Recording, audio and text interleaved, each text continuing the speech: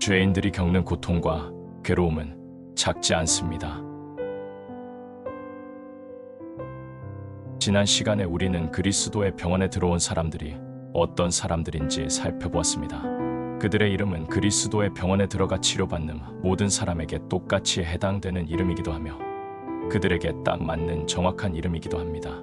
구원받은 영혼들은 자기들이 본래 어리석은 바보였다는 사실을 인정할 수밖에 없습니다. 그리고 이렇게 자기 자신의 이름을 똑바로 말하고 쓰는 것이 치유의 첫 단계입니다. 내 이름은 바보입니다. 이 세상에 어리석은 바보가 있다면 그 사람은 바로 나입니다. 나는 살아계신 하나님 앞에서 어리석은 짓을 저질렀습니다. 이것이 진실한 고백입니다. 당신이 영원하신 하나님 앞에서 어리석은 짓을 하는 것은 이만저만한 바보짓이 아닙니다. 사람들은 대개 하찮은 것을 가지고 장난을 칩니다. 이런 점에서 나는 어릿광대 모양으로 바보짓을 일삼는 사람이 하나님과 천국과 자기 영혼을 가지고 장난을 치는 사람보다 훨씬 더 지혜롭다고 말하지 않을 수 없습니다. 죄인들이 그리스도의 병원에 들어가게 되면 그들은 자기가 그렇게 어리석은 삶을 살았다는 것과 자신의 어리석음이 이만저만한 어리석음이 아니었다는 것을 깨닫게 됩니다. 또한 그들은 자기가 바보로 태어나 바보의 삶을 살았고 하나님께서 무한하신 자비로 간섭하지 않으시면 언제까지나 바보처럼 살 수밖에 없다는 것을 깨닫게 되며 오직 그리스도만이 자신의 지혜가 되셔야 한다고 고백하게 됩니다. 그렇다면 죄인들의 고통과 괴로움의 원인에 대해 주목해 보겠습니다. 의사들은 자기들이 다루는 질병의 원인과 뿌리를 알아내기 위해 안간힘을 씁니다. 그런데 죄 때문에 슬픔 가운데 놓인 영혼들, 즉 하나님의 섭리에 따른 처분과 양심의 찔림과 성령의 강타로 쿡쿡 쑤시는 고통을 당하는 영혼들은 그리스도의 병원에서 슬픔의 원인이 바로 자신들의 죄라는 진찰을 받게 됩니다. 시편 107편 17절에 언급된 이 죄가 영어 성경 흠정역에는 복수형으로 기록되어 있습니다. 미련한 자는 저희 범과와 죄악의 연고로 곤란을 당하매 우리의 죄가 얼마나 크고 또 많은지 그 누가 우리의 죄를 낱낱이 헤아릴 수 있을까요? 차라리 머리카락에 수를 세는 편이 더 쉬울 것입니다. 우리의 죄는 실로 엄청납니다. 시편 기자가 죄악을 복수형으로 언급한 것이 바로 그 때문입니다. 우리 모두가 동일한 죄를 범하는 것도 아니고 같은 사람이 언제나 동일한 죄를 범하는 것도 아닙니다. 우리는 말의 죄, 생각의 죄, 행동의 죄, 하나님을 거역하는 죄, 우리 영혼을 거스리는 죄, 복음에 역행하는 죄, 하나님의 법을 어기는 죄, 믿는 사람으로서 일상의 의무를 태만히 하는 죄, 주일에 안식하는 특권을 저버리는 죄 등 온갖 종류의 죄를 범합니다. 그리고 이 모든 죄가 우리가 슬퍼하는 근본적 원인이 되는 것입니다. 또한 우리의 죄는 한층 더 악화되고 무거워집니다. 우리가 하나님을 거역하는 데서 그치지 않고 거기에 가진 죄악을 더하기 때문입니다. 죄인보다 더 탐욕스러운 이는 없습니다. 그러나 그 탐욕은 결국 자신의 멸망을 불러올 뿐입니다. 죄인은 하나님을 거역하는 것으로 절대 만족하지 않습니다. 오히려 더욱 거세게 반항하려고 합니다. 돌이 언덕 아래로 둘러 떨어질 때 아래로 내려갈수록 가속이 붙는 것처럼 죄인은 더욱더 나쁜 데로 나아가게 됩니다. 당신이 최근에 그리스도의 병원에 입원한 사람이라고 가정하고 이 설교를 듣기를 바랍니다. 당신은 매우 가련하고 공공합니다.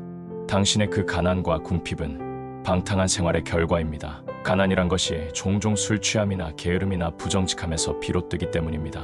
그러나 가난한 사람들이 모두 이런 이유 때문에 가난한 것이라고 말할 수는 없습니다.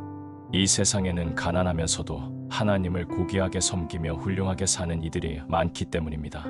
이는 하나님께 감사한 일이 아닐 수 없습니다. 그런데 여기서 내가 말하고 싶은 사람들은 당신도 익히 알고 있는 이들, 즉 범과와 죄악의 연고로 곰핍한 지경에 놓이게 된 이들입니다. 때로 나는 훌륭한 환경에서 성장했지만 방탕한 생활의 결과로 가난에 쪼들려 지금은 벌거벗은 몸을 가릴 남루한 옷가지 외에 가진 것이 없는 이들의 방문을 받곤 합니다. 나는 그런 사람들을 대할 때마다 하나님께서 그리스도의 병원에 그들을 데려가시기를 간절히 소망합니다. 때로는 가혹한 육신의 고통 때문에 그리스도의 병원에 입원하는 이들도 있습니다. 어떤 죄는 우리의 육신에 지옥을 미리 체험하게 하는 고통을 안겨줍니다. 심히 부끄럽지만 추잡한 죄악으로 인해 육신의 고통을 받는 사람들이라고 해도 하나님의 병원에 입원할 수 있습니다. 하나님 보시기에 너무나 끔찍한 상태에 놓여 있으면서도 자신의 상태에 대해 솔직하게 말하지 못하는 사람들이 이 땅에 얼마나 많은지 하나님께서 그들을 불쌍히 여기시기를, 하나님께서 그들을 그리스도의 병원에 데려가시기를, 그리고 주께서 충만한 은혜로 그들을 치유하시기를 나는 간절히 소망합니다. 죄는 우리에게 육체적 괴로움뿐만 아니라 정신적 괴로움을 초래합니다. 그리고 전자의 경우보다 후자의 경우가 더 잦습니다. 죄를 범한 영혼들이 정신적으로 쇠약해져서 절망에 이르는 것이 바로 그런 이유 때문입니다. 양심이 그들을 따끔하게 찌르고 지옥에 대한 두려움이 그들을 늘 따라다닙니다. 저에게도 그런 때가 있었습니다. 당시 나는 가련한 바보로서 나 자신의 범과와 죄악의 연고로 정신적으로 완전히 쇠약해져 있었습니다. 낮에는 내 죄가 불러올 형벌에 대해 생각했고, 밤에는 그 형벌을 받는 꿈을 꾸었고, 아침에는 마음에 무거운 짐을 진 채로 잠자리에서 눈을 떴습니다. 그 짐은 능히 질 수도 없고 그렇다고 던져버릴 수도 없는 것이었습니다. 내 슬픔의 근원에 죄가 있었습니다. 이것이 내게 끝없는 고통을 안겨주었습니다. 당시 나는 한창 젊었고 정신력 또한 절정에 달했고 세상이 주는 위안을 얻을 수 있었고 힘을 북돋아줄 친구들도 많았지만 그 모든 것들이 무와 다름없었습니다. 내 영혼은 모진 쟁기질을 당하는 느낌을 받았으며 하나님의 말씀의 법은 10마리의 억센 말처럼 내 영혼 위로 쟁기를 끌고 다니며 나의 자아를 잘게 부스러뜨리는 것만 같았습니다. 우리는 중세 종교재판소의 잔혹함과 순교자들이 포악무도한 자들에게 받았던 고통에 대해 잘 알고 있습니다. 그러나 세상의 어떤 고문대나 인두나 고문 도구들도 양심보다 사람을 더 고통스럽게 만들지는 못합니다. 양심의 고문대에 대자로 묶인 사람은 가장 심한 고통에 시달리게 되는 것입니다. 지금까지 우리는 바보들과 그들이 앓고 있는 질병의 원인에 대해 살펴보았습니다. 다음 시간에는 그 질병의 경과에 대해 살펴보기로 하겠습니다.